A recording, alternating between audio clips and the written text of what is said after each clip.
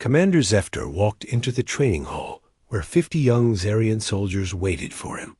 Their blue-green skin glistened under the bright lights, and their large black eyes showed excitement.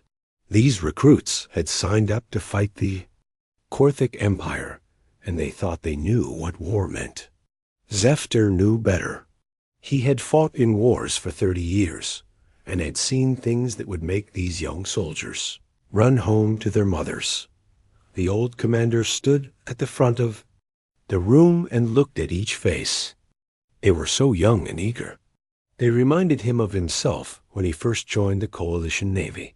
Back then, he thought aliens were either friends or enemies, and war was about shooting the bad guys until they gave up.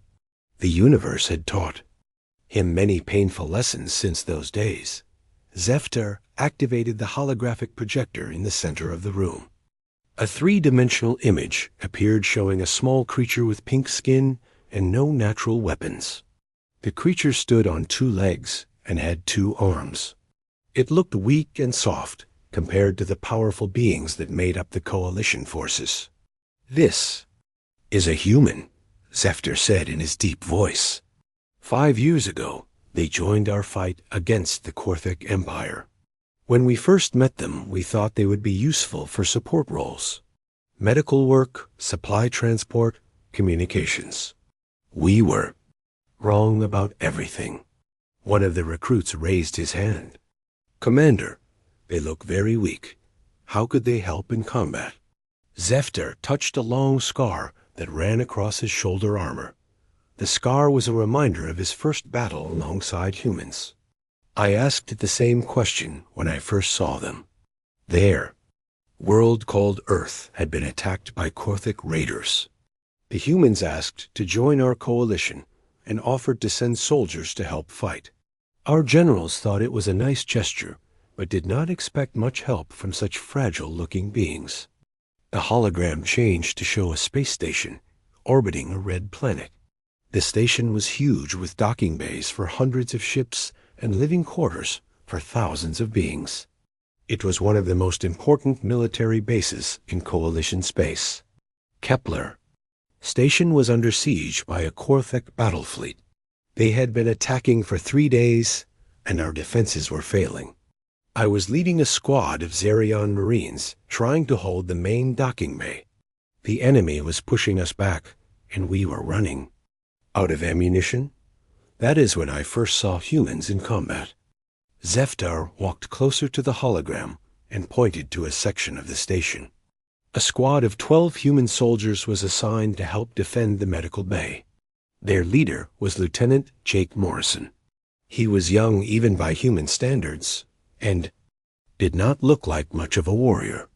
I remember thinking the Coalition Command had made a mistake putting him in charge of anything important. The image showed the interior of the space station.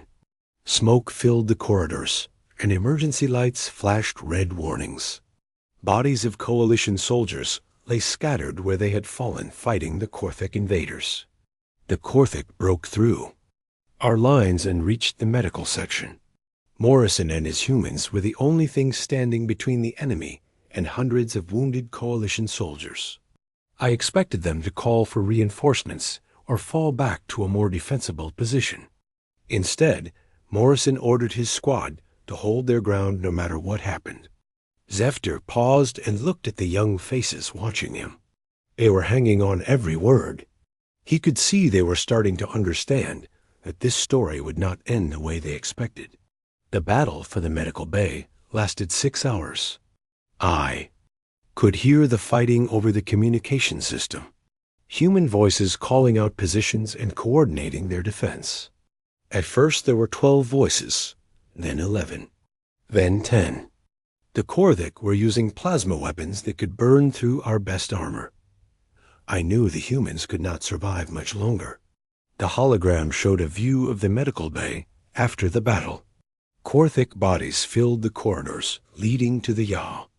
Treatment rooms. The walls were covered with blast marks from energy weapons, and the floor was slick with alien blood. When reinforcements finally reached the medical bay, we found something that changed how I think about warfare forever. 43 dead Korthic soldiers lay in the corridors.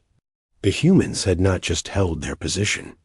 They had completely destroyed an enemy force almost 4 times their size. One of the recruits spoke up. What happened to the human soldiers? Zephyr, Sisyph. Expression became serious. 7 of them died fighting to protect patients they had never met before. 4 others were wounded so badly that any other species would have died within minutes. But it was Lieutenant Morrison who showed me what humans are really capable of. The hologram focused on a single human figure lying against a wall near the entrance to the medical bay. Morrison's left leg was gone below the knee, and his uniform was soaked with blood. But he was still conscious and still holding his weapon. A Korthic plasma blast had severed Morrison's leg and caused massive internal damage. He should have died instantly, or at least fallen unconscious from blood loss. Instead, he used his belt as a tourniquet to stop the bleeding and injected himself with military stimulants to stay awake. Then he kept fighting. Zephyr walked over to stand directly in front of the recruits. Morrison continued to command his squad and fire his weapon for the entire 6-hour battle. When we found him, he had lost almost half his blood and was running on nothing but willpower and combat drugs. His first words to me were an apology for not being able to stand up to give a proper report. The room was completely silent. The young Zarian soldiers stared at the hologram, showing the wounded human still gripping his rifle, even though he was barely alive. I asked Morrison why he did not retreat to get medical treatment. He looked at me like I had asked why he did not abandon his own children. He said the wounded coalition soldiers in the medical bay were counting on him to keep them safe. He said a human soldier never abandons people who need protection. Zephyr deactivated the hologram, and the room returned to normal lighting. I spent the next 3 days in the medical bay while Morrison recovered from his injuries. I wanted to understand how he could keep fighting when his body should have shut down. What I learned scared me more than any enemy weapon. The commander sat down on the edge of his desk and looked at each recruit. Morrison told me that his actions were normal for human soldiers. He said any member of his species would have done the same thing. I thought he was exaggerating to make his people sound tough, so I researched human military history. Zephyr activated a datapad and scrolled through files. Humans have been fighting wars on their home planet for thousands of years. I found story after story of human soldiers doing impossible things, continuing to fight with terrible wounds, refusing to retreat even when outnumbered, sacrificing themselves to save others. It was not rare behavior. It was expected. One of the recruits asked in a quiet voice, "How do they survive as a species if they are always willing to die in battle?" "That is the question that kept me awake for weeks," Zephyr replied. "The answer is that humans do not fight to die. They fight to protect what they love." Morrison did not want to die in that medical bay. He wanted to go home to his family on Earth, but he was willing to die if that was what it took to keep innocent people safe. The commander stood up and walked back to the hologram projector. After the battle at Kepler Station, the Coalition Military Command started paying more attention to human combat capabilities. We discovered that Morrison's actions were not unusual. Every human unit in our forces had similar stories of soldiers doing impossible things to complete their missions. Zephyr looked directly at a young recruit in the front row. "You asked earlier how such weak-looking creatures could help in combat. The answer is that humans are not weak. They are the most dangerous warriors in the galaxy because they fight with something most species do not understand. They fight with love." The recruits looked confused. Love was not something they associated with warfare and violence. "Humans do not fight because they hate their enemies," Zephyr explained. "They fight because they love their families, their friends, their homes, and even complete strangers who need protection." That love makes them capable of enduring pain and fear that would break any other species. The commander walked slowly around the room, making eye contact with each recruit. In 2 days, you will be assigned to units that include human soldiers. You will see them in combat, and you will understand what I mean. They will do things that seem impossible. They will keep fighting when they should be dead. They will volunteer for the most dangerous missions, and they will never, ever abandon you on the battlefield. Zefter stopped walking and faced the group. Some of you are wondering if you should be afraid of human soldiers. The answer is yes, but not for the reasons you think. You should be afraid of disappointing them. You should be afraid of not living up to their example. You should be afraid of being the weak link in a unit full of warriors who would rather die than fail their mission. The training hall was completely quiet except for the hum of the ventilation system. The young soldiers were processing what they had heard. War was not going to be the glorious adventure they had imagined. Tomorrow, we will continue with more stories about human combat behavior, Zefter announced. You need to understand what you are fighting alongside before you face the enemy. Class dismissed. As the recruits filed out of the R, Commander Zefter entered the training room the next morning to find his recruits already seated and waiting. Word had spread about yesterday's story, and more young soldiers had joined the group. Their faces showed a mixture of curiosity and nervousness. They wanted to hear more about humans, but were not sure they were ready for what they might learn. Zefter activated the holographic projector, and an image appeared showing a dense jungle world covered in green vegetation. Massive trees reached up toward the sky, and thick vines hung between the branches. The forest looked impenetrable and dangerous. This is Verdania Prime, Zefter began. 6 months after the battle at Kepler Station, the Korthic Empire established a major fortress on this world. They chose the location carefully. The jungle canopy was too thick for orbital bombardment to be effective. Our heavy assault mechs could not move through the dense vegetation. Traditional ground forces would take months to fight their way through the forest. The hologram zoomed in to show a massive concrete structure hidden beneath the trees. Gun turrets and sensor arrays poked through gaps in the canopy. Hundreds of Korthic soldiers patrolled the perimeter, while aircraft flew defensive patterns overhead. Intelligence estimates put the garrison's strength at 3,000 enemy troops, with heavy weapons and air support. Coalition Command planned a long siege operation that would slowly strangle the fortress over 6 months. We expected to lose thousands of soldiers in the process. One of the recruits raised his hand. Commander, how did the Coalition plan to attack such a well-defended position? Zefter smiled grimly. We did not have to plan anything. Captain Lisa Hayes of the Human Reconnaissance Corps requested permission to take her team behind enemy lines for a scouting mission. Command approved what they thought was a simple intelligence gathering operation.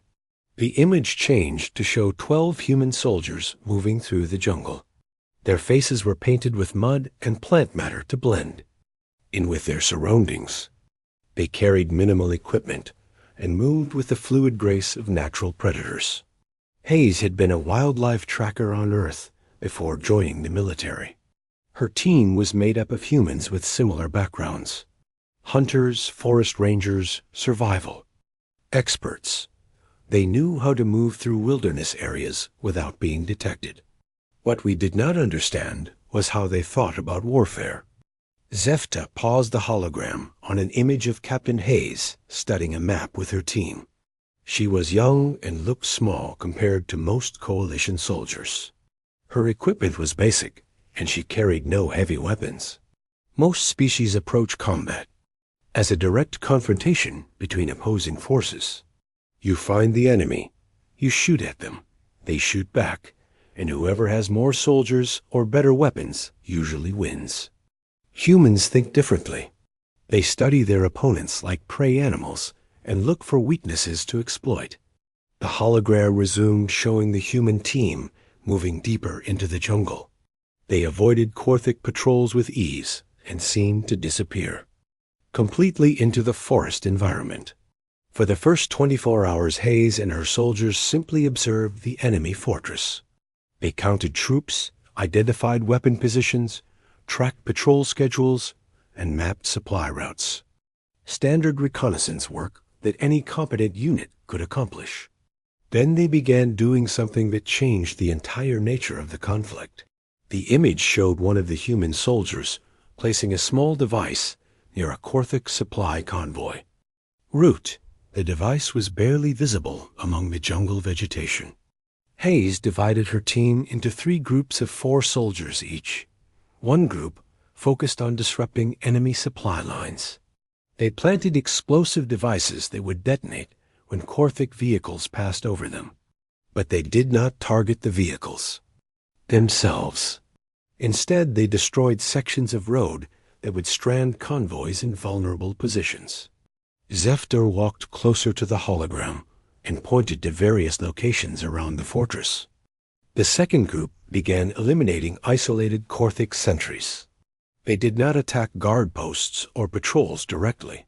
Instead, they picked off individual soldiers who wandered away from their units. Single targets who would not be missed immediately. One of the recruits looked confused.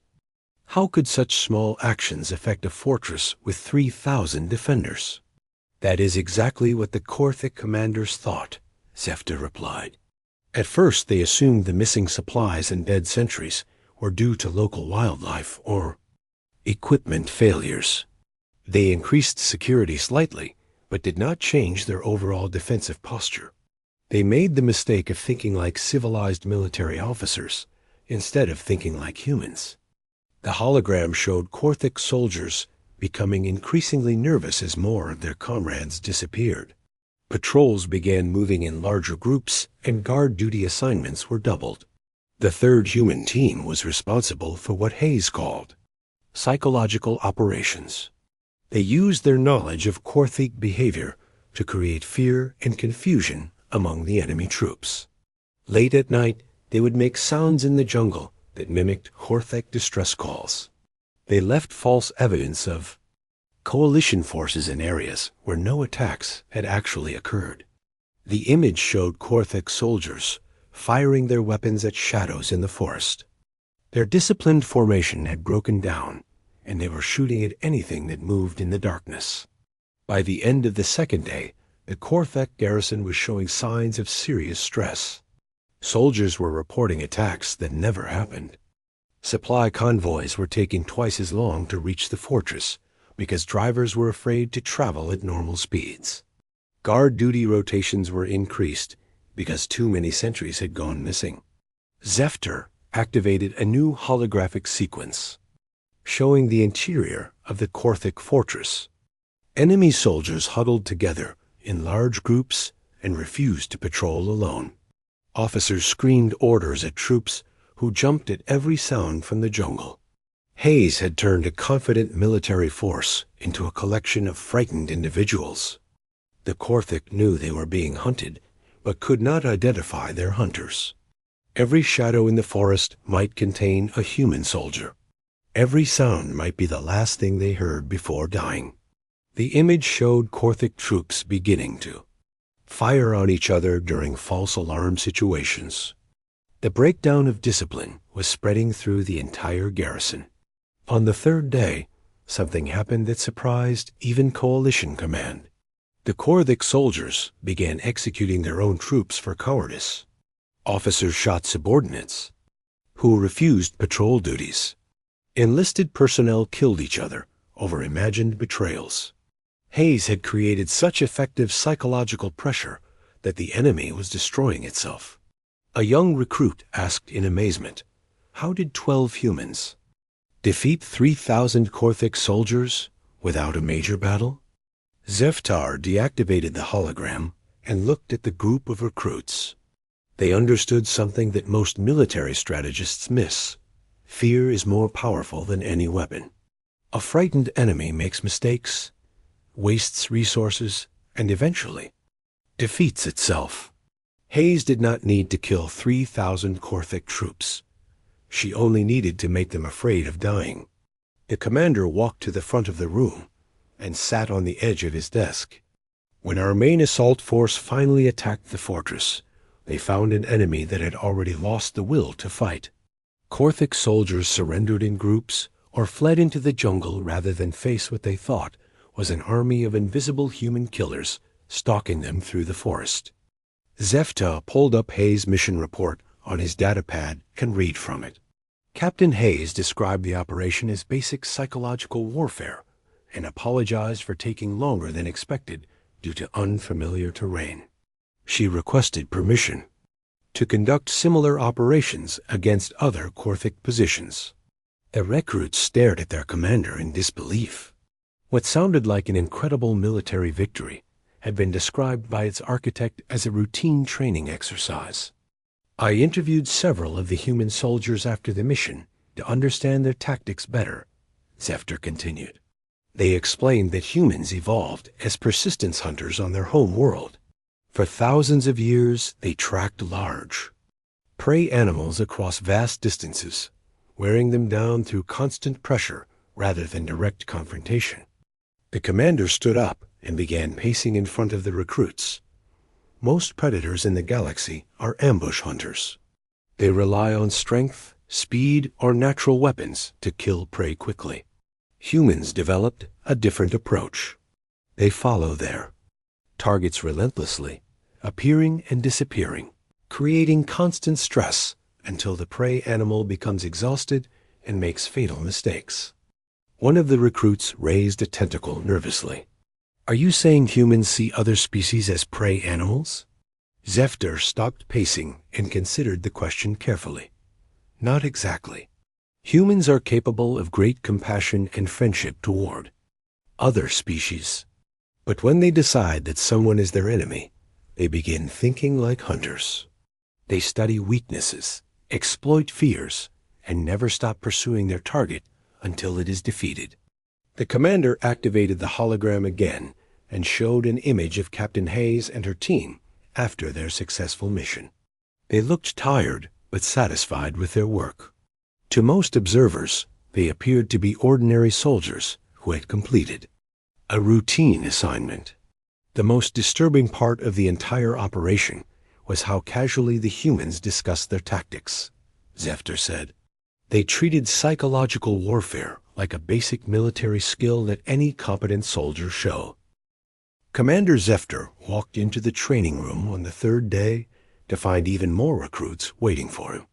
News of his stories about human combat behavior had spread throughout the base, and young soldiers from other units had requested permission to attend his lectures.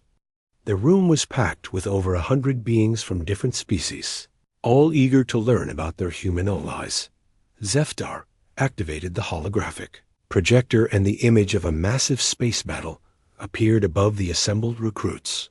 Hundreds of ships from dozens of coalition species faced off against a large Korthik fleet among the colorful rings of a gas giant planet.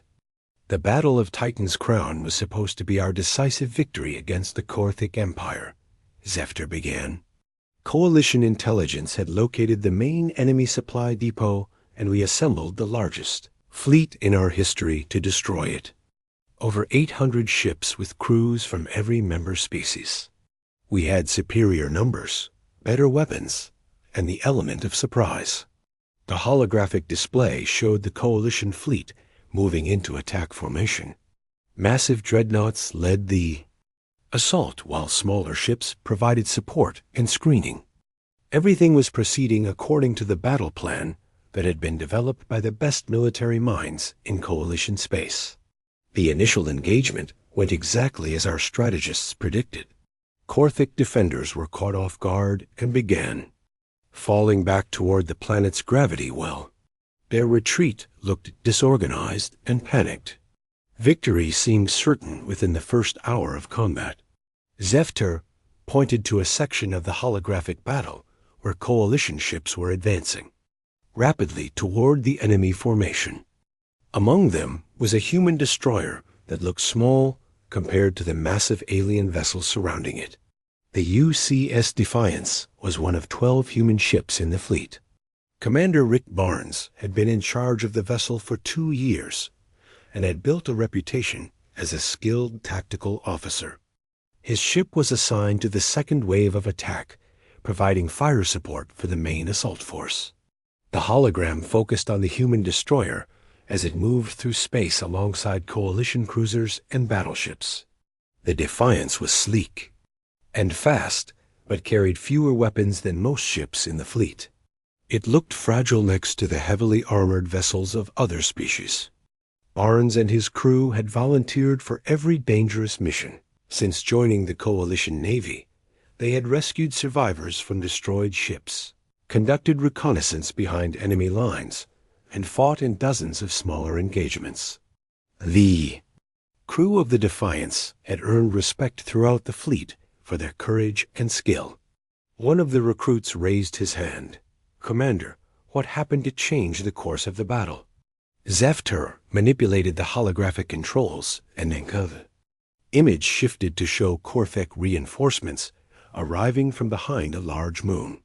Fresh enemy ships poured into the battle zone, while hidden weapon platforms began firing on the Coalition fleet from concealed positions among the planetary rings.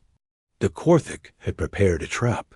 Our intelligence reports were incomplete, and we had walked into a carefully planned ambush.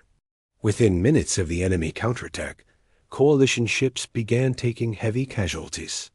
The battle that was supposed to end the war suddenly became a fight for survival. The holographic battle became chaotic as ships from both sides exploded in brilliant flashes of light. The organized Coalition formation broke apart as captains tried to avoid the devastating crossfire from hidden enemy positions. The Defiance was caught in the middle of the enemy counterattack when a Korthek battlecruiser emerged from behind the planetary rings. The enemy ship was 10 times larger than Barnes' destroyer and armed with heavy plasma cannons. A direct confrontation would have been suicide. The image showed the moment when the massive Korthek vessel fired its main weapon at the small human ship. The plasma beam struck the Defiance along its port side and tore through the hull like paper. Secondary explosions erupted throughout the destroyer as systems overloaded and began failing. The first hit from the battlecruiser should have destroyed the Defiance completely. Instead, the human ship survived with catastrophic damage. Life support was failing, the reactor was going critical, and most of the crew was dead or dying. Any rational captain would have ordered immediate evacuation. Zefter paused the holographic replay at the moment of impact and looked at the assembled recruits. Their faces showed horror at the destruction they were witnessing. Most had never seen the reality of space combat and were shocked by its violence. I was monitoring fleet communications from my position aboard the Coalition flagship when Barnes' voice came over the emergency channel. He was calling for evacuation shuttles to rescue his surviving crew members. Standard procedure in such situations is to abandon ship and let the damaged vessel drift until it can be recovered or destroyed. The commander resumed the holographic playback and showed the Defiance continuing to move through space despite the massive damage it had sustained. Fires burned throughout the ship and debris trailed behind it like a comet's tail. Barnes ordered his crew to abandon ship, but he remained at his post on the bridge. When his officers tried to drag him to the escape pods, he drew his sidearm and ordered them to leave without him. He said the ship still had value as a weapon, even if it could no longer fight in the traditional sense. One of the younger recruits asked in confusion, how could a destroyed ship be used as a weapon? Zefter smiled grimly and manipulated the holographic controls to show the interior of the Defiance's bridge. Commander Barnes sat alone at his station, his uniform torn and bloodied, working frantically at the navigation controls while fires burned around him. Barnes realized that his ship's reactor was going to explode within minutes. Instead of trying to prevent the overload, he began using it as the largest bomb in the battle zone. He programmed the navigation computer for a collision course with Fing, the Korthik battlecruiser, and overrode all safety systems to ensure maximum destruction. The holographic display showed the crippled human destroyer changing course and accelerating toward the massive enemy vessel. The Defiance was leaving a trail of debris and atmosphere as it died, but it was still moving under power toward its target. The Korthik battlecruiser tried to destroy the approaching human ship with defensive fire, but Barnes had calculated his approach vector perfectly. He used the planet's gravity well and the debris field from other destroyed ships to mask his final attack run. The enemy had no clear shot at his bridge section. The image showed the moment of impact as the dying human destroyer struck the Korthik battlecruiser just behind its main weapon batteries. The resulting explosion consumed both ships and sent shockwaves through the surrounding area that damaged 3 other enemy vessels. Barnes' sacrifice changed the entire course of the battle. The destruction of the Korthik battlecruiser allowed coalition forces to regroup and begin pushing back against the enemy ambush. What had looked like certain defeat became a costly but decisive victory. Zefter deactivated the hologram, and the room returned to normal lighting. The recruits sat in stunned silence as they processed what they had witnessed. The idea of deliberately destroying your own ship to damage the enemy was beyond their understanding. I received a copy of Barnes' final transmission to Fleet Command. The commander continued. His last words before impact were, "Tell my family I kept my promise." After the battle, we investigated what promise he was referring to. The commander activated his datapad and read from a personal message file. Before deploying with the fleet, Barnes had recorded a video message for his 8-year-old daughter back on Earth. In it, he promised to come home safely from the war. He said that no matter what happened, he would make sure the bad aliens could never hurt her or anyone else she cared about. One of the recruits spoke up in amazement. He thought that dying in battle was the same as keeping a promise to come home safely. Zefter nodded slowly. That is exactly what he thought. In Barnes' mind, the only way to truly protect his family was to ensure that the Korthik Empire could never threaten human space. If dying in battle accomplished that goal, then he had fulfilled his promise to keep his daughter safe. The commander walked among the assembled recruits, looking at their faces as he continued his explanation. I spent weeks trying to understand Barnes' reasoning. How could a rational being convince himself that suicide was the same as survival? The answer came when I studied human family structures and parental instincts. Zefter stopped walking and faced the group directly. Humans do not see their individual lives as separate from the lives of their loved ones. Barnes believed that, as long as his daughter could grow up in safety, a part of him would continue to exist through her. His physical death was less important than ensuring her future survival. The room remained silent as the recruits struggled to comprehend such alien thinking. Most species valued individual survival above all other considerations. The idea of willingly dying for abstract concepts like duty or family protection was difficult for them to process. After the Battle of Titan's Crown, Coalition Command began studying human sacrifice behavior in military situations. What we discovered was that Barnes' actions were not unusual among his species.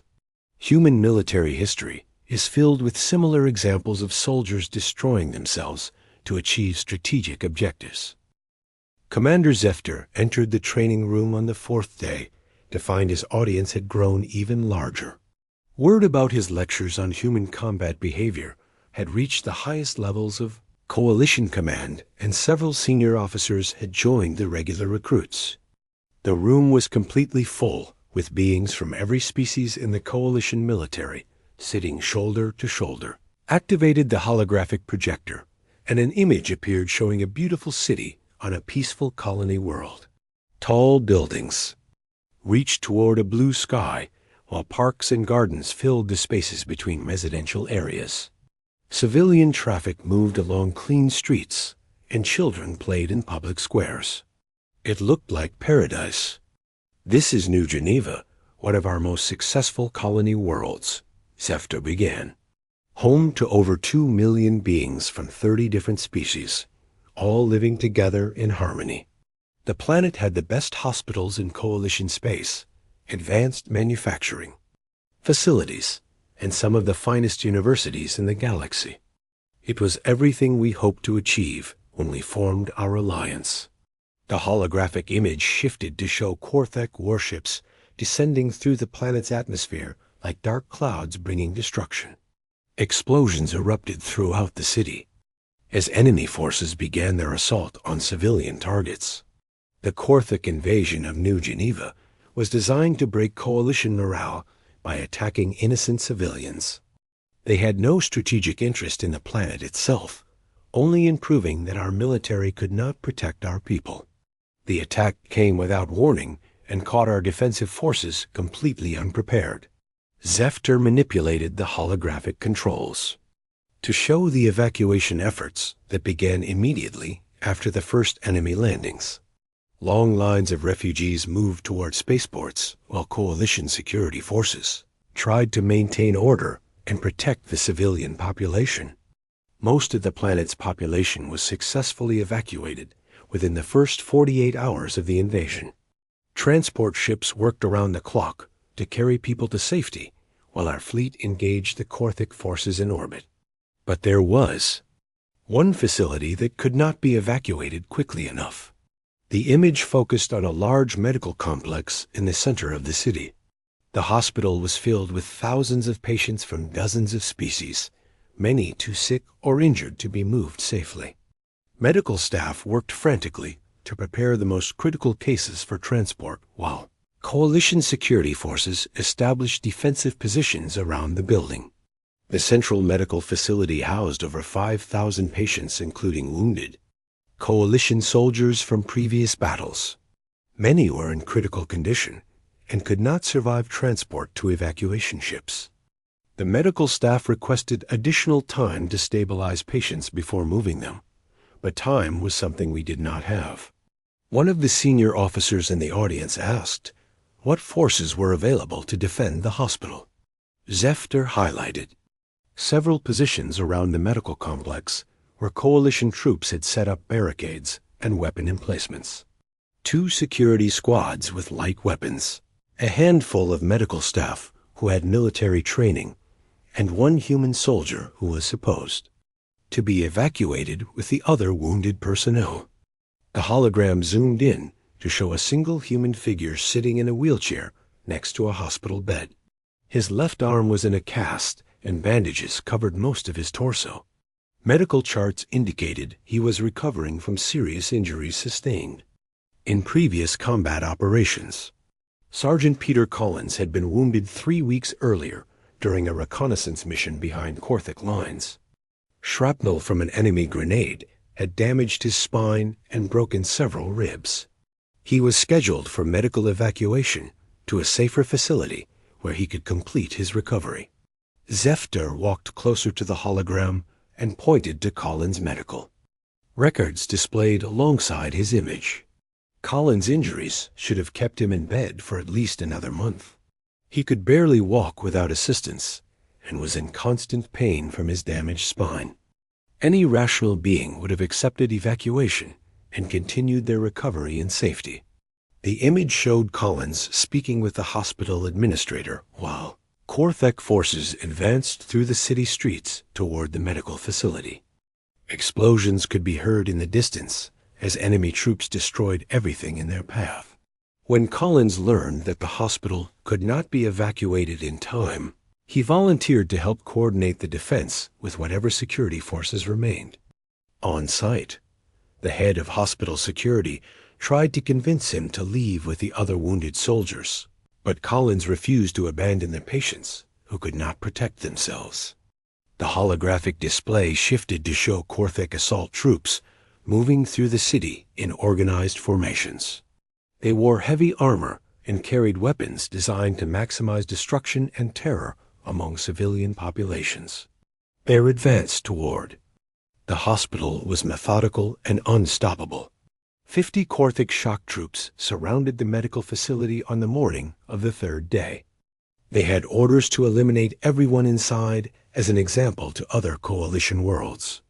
The logical response would have been immediate surrender to prevent unnecessary bloodshed among helpless patients. Zephyr paused the hologram at the moment when the Korthic commander sent a surrender demand to the hospital defenders. The message was clear and simple. Evacuate all coalition personnel within 1 hour or face complete destruction of the facility. Collins received the enemy ultimatum while sitting in his wheelchair at the main entrance to the hospital. His response became legendary throughout coalition space and is now taught at military academies as an example of human determination in hopeless situations. The commander activated an audio recording of Collins' reply to the Korthic surrender demand. His voice was calm and steady, despite the pain he was obviously experiencing from his injuries. "Come and take it," Collins said simply. The recruits and officers in the audience looked confused by such a brief response to an overwhelming enemy force. The human phrase meant nothing to most alien species and seemed inadequate as a military communication. I researched the meaning of Collins' words and discovered they came from an ancient human military tradition. Throughout their history, when faced with impossible odds, human warriors have used this phrase to indicate they will fight to the death rather than surrender. It means the enemy will have to kill them to claim victory. The holographic replay resumed showing Collins directing the preparation of defensive positions throughout the hospital. Despite his injuries, he moved from room to room, turning medical equipment into barricades and showing security personnel how to create choke points in the corridors. Collins had studied the hospital layout during his recovery and knew every entrance, stairway, and supply closet in the building.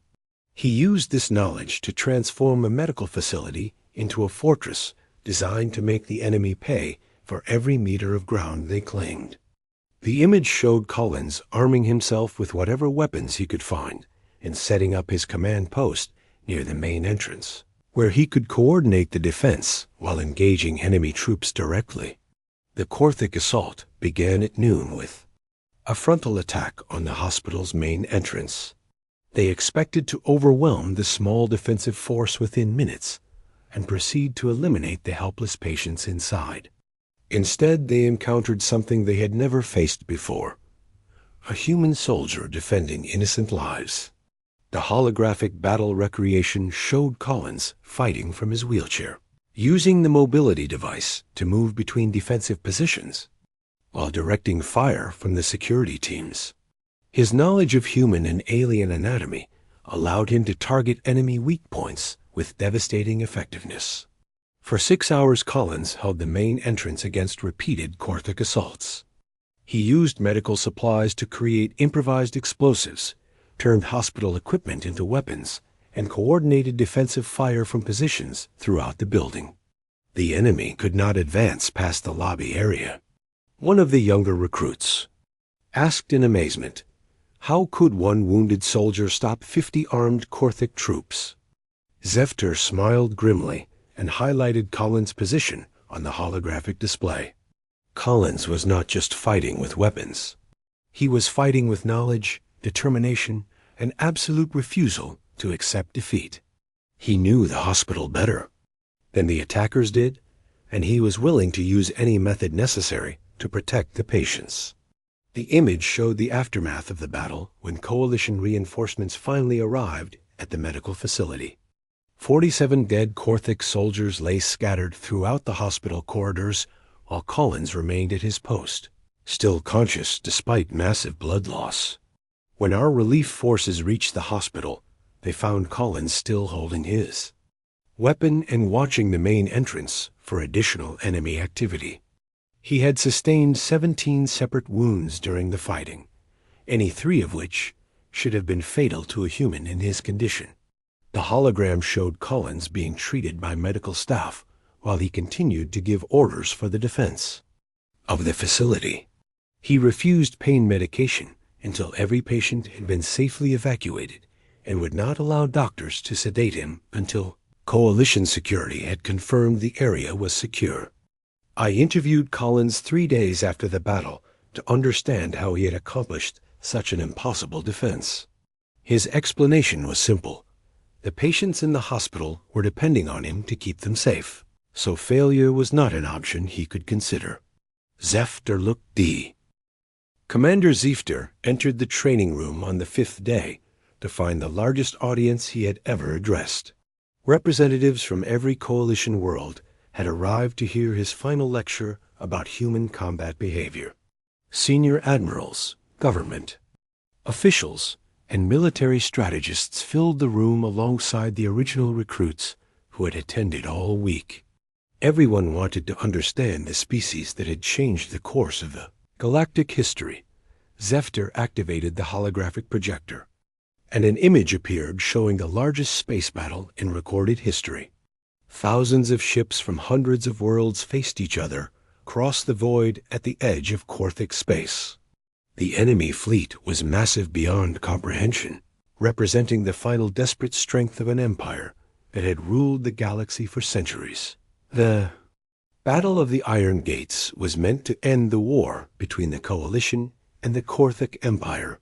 Zefter began. Intelligence reports indicated that the enemy had assembled every remaining warship under their control for one final assault on Coalition core worlds. If they succeeded, billions of innocent beings would die, and our alliance would be destroyed. The holographic display showed the Coalition fleet moving into position to intercept the enemy armada. Ships from every member species formed a battle line stretching across light years of space. Massive dreadnoughts, sleek cruisers, and countless smaller vessels prepared for what everyone knew would be the decisive engagement of the war. Coalition Command had assembled the largest fleet in our history to meet this threat. 8,000 ships with crews totaling over 50 million beings from 90 different species. We had superior numbers, better technology, and the strategic advantage of fighting in defensive positions near our own supply bases. Zefter highlighted a section of the Coalition formation where human vessels were positioned among the other Allied ships.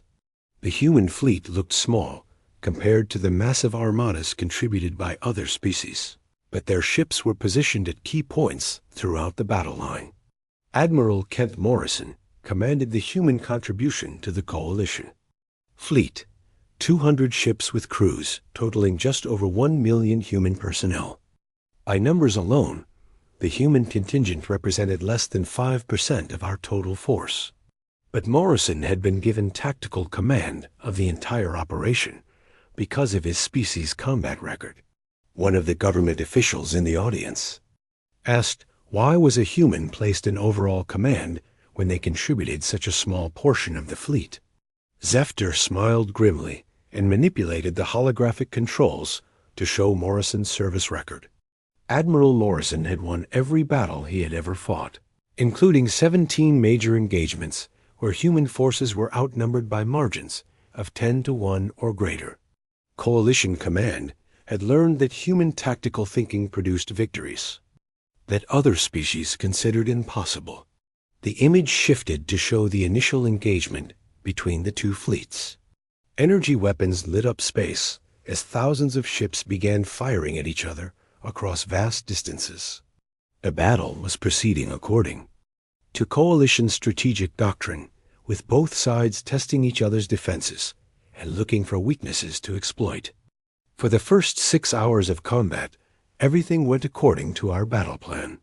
Coalition forces maintained defensive positions while inflicting heavy casualties on the attacking Korthic fleet.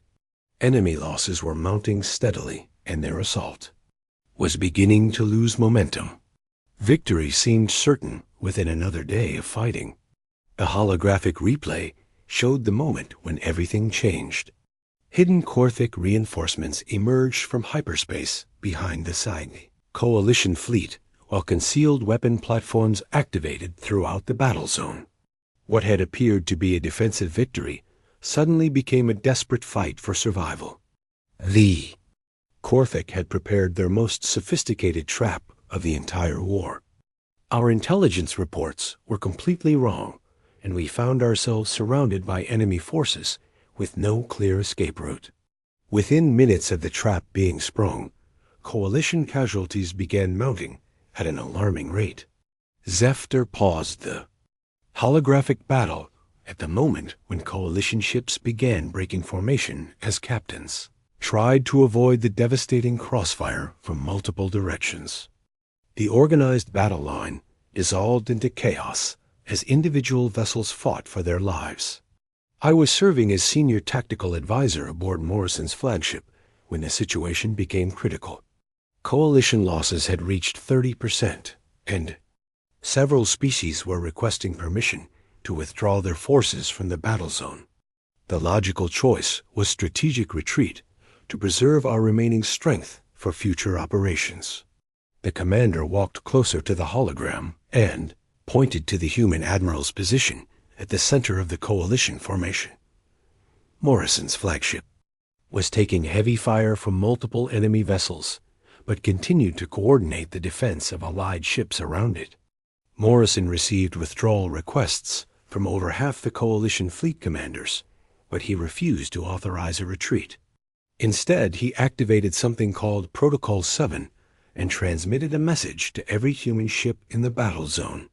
The message was simple: for Earth and all who shelter beneath her sky. The holographic display showed the immediate response to Morrison's transmission. Every human vessel in the coalition fleet broke formation and began moving directly toward the center of the enemy armada, abandoning defensive positions to charge into the heart of Korthik space. What followed was not warfare, as any civilized species understands it. The humans began using their ships as weapons, ramming damaged vessels into enemy formations and coordinating suicide attacks with mathematical precision. They turned space combat into something that resembled the behavior of primitive warriors rather than advanced military officers. One of the senior admirals in the audience stood up in shock. "Are you saying the humans deliberately destroyed their own ships?" Zephyr nodded slowly and resumed the holographic replay. Morrison had calculated that conventional tactics would result in the destruction of the coalition fleet and the eventual conquest of all member worlds. His solution was to trade human lives for strategic victory through methods that no other species would consider acceptable. The image showed human destroyers ramming into Korthik battleships, while human cruisers used their dying reactors as massive bombs. Each sacrifice was carefully coordinated to inflict maximum damage on the enemy, while creating opportunities for surviving coalition forces to exploit. The humans fought with a level of determination that terrified both their enemies and their allies. They transformed individual ships into guided missiles, used damaged vessels as battering rams, and turned reactor overloads into strategic weapons. Every human captain seemed willing to die if it meant taking enemy ships with them. The holographic battle showed the gradual collapse of Korthik resistance as human sacrifice tactics disrupted their formations and destroyed their command structure. Enemy ships began retreating in panic as they realized they were fighting beings who valued victory above their own survival. Morrison himself took the command ship directly into the enemy flagship's docking bay in a final suicide run that destroyed both vessels simultaneously. His last transmission was broadcast across the entire battle zone and recorded by every coalition ship present. Zephyr activated an audio recording of Morrison's final words. The human admiral's voice was calm and steady despite the chaos of battle raging around him. "Remember us not for how we died, but for what we died defending," Morrison said clearly. The room fell completely silent as the assembled officers and officials processed what they had heard. The idea of deliberately sacrificing the command ship and its entire crew was beyond their understanding of acceptable military behavior. The destruction of both flagships marked the end of organized Korthik resistance. Enemy forces began surrendering or fleeing the battle zone as their chain of command collapsed. Within hours of Morrison's sacrifice, the largest enemy fleet in. Galactic history had been completely destroyed or scattered. Zeftar deactivated the hologram and looked at the faces of his audience. Many were showing signs of shock and confusion as they tried to understand the human approach to warfare. The war ended 1 week later when the Korthic Empire surrendered. Unconditionally. The government realized that continuing to fight a species willing to die for strategic objectives would eventually result in the complete destruction of both civilizations. They chose survival over victory. One of the government representatives asked quietly, what was the cost of this human victory? The human space fleet suffered 95% casualties during the Battle of the Iron Gates, Zeftar replied. Over 900,000 human personnel died in a single day of fighting. Their contribution to coalition military strength was effectively eliminated, but their sacrifice saved billions of lives throughout Allied space. The commander walked among the assembled audience, looking at representatives from species that had been protected by human sacrifice. You ask why I tell these stories to new recruits. The answer is that you need to understand what we owe to a species that was willing to die for people they had never met. Zeftar returned to the front of the room and faced his audience directly. Humans do not fight wars to conquer territory or gain resources. They fight to protect what they love and to ensure that innocent beings